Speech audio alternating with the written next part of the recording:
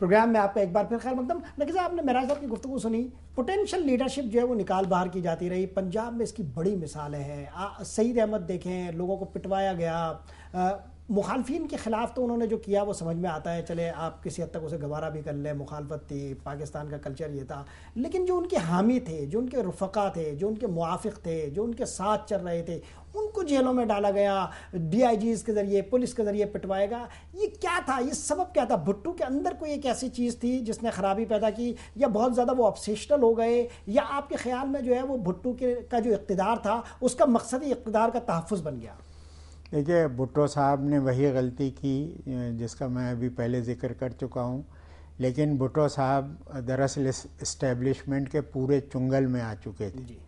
وہ پاکستان کا جو یعنی رولنگ اسٹیبلشمنٹ تھا جس نے پاکستان کو توڑوایا، وہ ظاہر ہے فوجی جنرلوں کا ٹولہ اور سول سرونٹس کا ٹولہ تھا. وہ ان کے پورے طور پہ چنگل میں تھے اور جو وہ چاہتے تھے وہ کرتے تھے. انہوں نے آپ 77 میں اگر جو کینڈیڈیٹس کا سلیکشن ہوا، وہ سیاسی الیکشن کے لیے جو کمیٹی بنی تھی اس نے نہیں کیا، وہ ان لوگوں نے کیا. تو ظاہر ہے پھر ان کو سیاسی لیڈرشپ کو نکالنا تھا. انہوں نے جے رحیم کے ساتھ جو کیا ان کے دور حکومت میں، یعنی سعید احمد نے، اور اسی طریقے سے یعنی ڈاکٹر مبشر صاحب باہر آئے، معراج محمد خان باہر آئے، انہوں نے استعفیٰ دیا. یہ میرا خیال ہے چند لوگوں میں ہے جن کا استعفیٰ قبول ہوا، ورنہ بھٹو صاحب خود ان کو بھی نکال دیتے اگر یہ استعفیٰ نہ دیتے. وہ ان سب لوگوں سے جان چھڑانا چاہتے تھے جو دراصل ان کی طاقت کی وجہ بنے تھے، سیاسی طاقت کی. اور جب اسٹیبلشمنٹ اس میں کامیاب ہو گیا تو پھر ان کے لیے کوئی مشکل ہی نہیں تھی.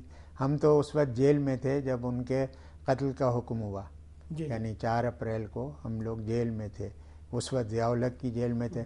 بھٹو صاحب کے زمانے میں ہم جیل میں تھے سویلین مارشل لا کے تحت. جی نقی صاحب، بحث کو آگے بڑھاتے ہیں، لیکن اس سے پہلے میں ذرا ایک نقطہ اسٹیبلش کرنا چاہتا ہوں ذوالفقار علی بھٹو صاحب کی ایک اسپیچ سے. آئیے دیکھتے ہیں. Let me tell you again, this is not a desi conspiracy. This is not a PNA conspiracy. This is a massive, a huge, a colossal international conspiracy against the Islamic State of Pakistan. جی معراج صاحب، ذوالفقار علی بھٹو صاحب کہہ رہے ہیں کہ this is a massive, huge, colossal international conspiracy against Islamic Republic of Pakistan. یہ جو international conspiracies کی باتیں تھیں وہ بھٹو دور میں عام طور پر خود بھٹو نے شروع کر دی تھی. اور پھر 2 بڑے میجر واقعات ہمیں ملتے ہیں. ایک ہنری کسنجر کا جس میں کہا جاتا ہے کہ بھٹو کو ایک ہاربل ایگزامپل بنانے کی بات کی گئی، اور دوسری بات ہمیں ملتی ہے جب ایک خفیہ ادارے کی رپورٹ بھٹو صاحب کو دی گئی. اس طرح کی بات کی جاتی ہے جس میں کہا گیا کہ پارٹی از اوور. لیکن خالد حسن کی یادداشتوں میں کہا جاتا ہے کہ یہ دونوں باتیں دراصل سیاق و سباق سے ہٹ کر ہیں.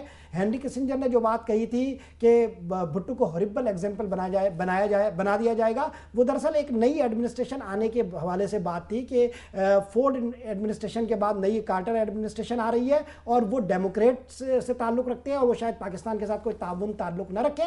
اور جو پارٹی از اوور کی بات ہے وہ دراصل بھٹو صاحب کا جب تختہ الٹا اس سے پہلے 1 روز پہلے جو ہے وہ امریکی سفارت خانے میں ایک تقریب تھی جس میں بھٹو صاحب بھی شریک تھے، ضیاء الحق صاحب بھی شریک تھے. وہاں ایک سفارتکار کی گفتگو تھی، پارٹی از اوور. یہ جو ہے وہ دراصل اس تقریب کے حوالے سے تھی. تو یہ جو باتیں کی گئی اس میں کیا سچویشن کو میگنیفائی اور بھٹو کو گلوریفائی کیا جا رہا تھا، یا آپ کے خیال میں ایسا کوئی معاملہ بھی تھا؟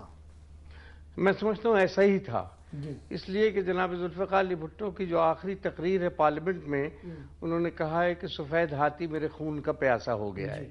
اور وہ جو میں آپ کو بات کر رہا تھا کہ پاکستان کی جو خارجہ پالیسی تھی وہ بہت زبردست طریقے سے پہلی بار انہوں نے اس کو چین کے ساتھ جوڑ دیا تھا. نمبر 2، انہوں نے یہ قدم اٹھایا تھا کہ امریکہ سے وہ دور ہو گئے تھے اور تھرڈ ورلڈ کنٹریز کے ساتھ ان کے ریلیشن بڑے مستحکم ہوئے تھے اور وہ اسے بڑی اہمیت دے رہے تھے.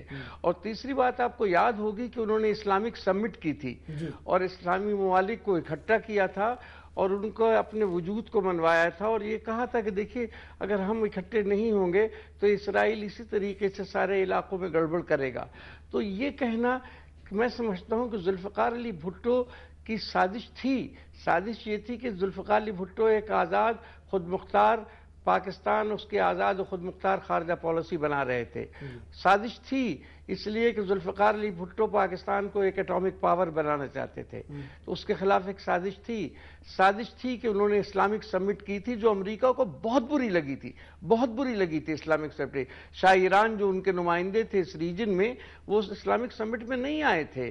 تو اس بیسس پر امریکہ اس حد تک گیا کہ اس نے یہاں کے ہمارے یہاں جرنیلوں کو اشارہ کر کے ذوالفقار علی بھٹو کو اقتدار سے ہٹایا اور پھر تخت دار تک چڑھایا. ان کی بہت سی خوبیاں تھیں, ان کی بڑی خرابیاں تھیں, لیکن کوئی یہ کہے کہ ان کی خوبیاں نہیں تھیں.